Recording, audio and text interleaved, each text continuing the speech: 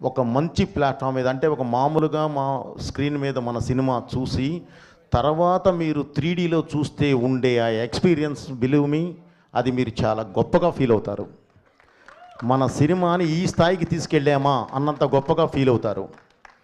ఈ సినిమాని కూడా అలాంటి ప్లాట్ఫామ్ మీదే చేయడం జరిగింది, ఒక అద్భుతమైన దీని మీదే చేయడం జరిగింది. ఓకే బ్రదర్, తప్పకుండా మీరు అందరూ చాలా బాగా ఫీల్ అవుతారు.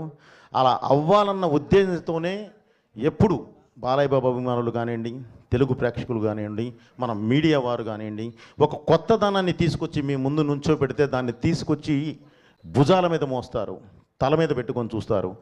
ఆ అద్భుతమైన ఇది ఇందులో ఉంటుందని నన్ను నమ్మండి. ఏదో అడగపోయావమ్మా?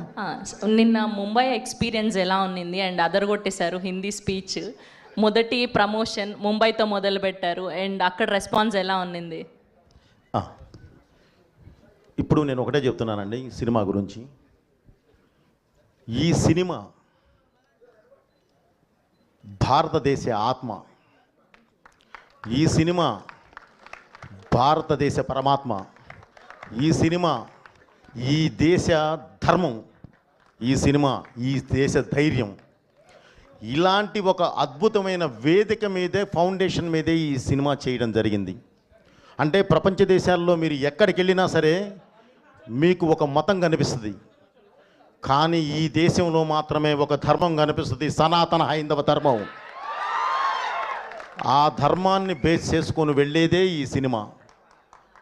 మీరు మీ ఇంట్లో ఉన్న చిన్నపిల్లల దగ్గర నుంచి అమ్మా నాన్నల వరకు అందరూ వరుసలో కూర్చొని అద్భుతంగా చూస్తారు. అది నా బాధ్యత, నేను మీకు ఇస్తున్న హామీ. సో ఇలాంటి సినిమా తీసినప్పుడు మీరు అడిగారు ఎందుకు ముంబై అని. Mumbai is a culture runway from movies. అది దేశానికి రాజధాని. మనం అక్కడి నుంచి, అంటే మూవీస్కి అక్కడి నుంచి కానీ మనం ప్రారంభిస్తే దేశం మొత్తం స్ప్రెడ్ అవ్వడానికి అవకాశం ఉంటుంది. దేశం మొత్తం ఈ సినిమా చూడాలి అన్న కలతోనే ముందు పబ్లిసిటీ స్టార్ట్ చేసి అక్కడికి వెళ్ళి మనం పబ్లిసిటీ స్టార్ట్ చేసాం. అది మెయిన్ ఎయిమ్. నెక్స్ట్ అండ్ ఇంకొక క్వశ్చన్ ఉంది. మా అందరికీ మీరు ఏ డైలాగ్ రాసినా అది గూస్ బంప్స్ క్రియేట్ చేస్తూనే ఉంటుంది ప్రతిసారి మీ కాంబినేషన్. కానీ స్పెషల్గా ఈ అఖండ 2లో మీకు గూస్ బంప్స్ క్రియేట్ చేసిన డైలాగ్ ఏంటి, సీన్ ఏంటి? నీ బిడ్డల్లో ఏ బిడ్డ బాగుంటాడు అంటే ఏం చెప్తాం చెప్పుమా. ఇది రాసింది నేనే, ఇది తీసింది నేనే. సో అది ఎంత ఇది చేసినా సరే దాన్ని ఒక ప్లాట్ఫామ్ ఎక్కించే విధానం ఉంటుంది సెల్యులాయిడ్ మీదకి. దానికి నాకు కావలసిన నా ఆయుధం బాలయ్య గారు, ఆయనటు ఉన్నారు. సో ఇందులో ప్రతిదీ మన కల్చర్కి, మన ట్రెడిషన్కి లాకులో ఉంటుందమ్మా. సో అందువల్ల ఏంటంటే ప్రతి డైలాగు బాగుంటుంది ఇందులో. అసలు ఏది ఇది బాగుంటుంది, ఇది అది అనడానికి లేదు.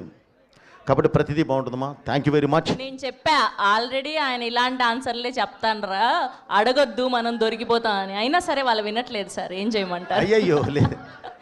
Okay, yes. సో ఇప్పుడు టీం అందరి మాటల్లో మీడియా ద్వారా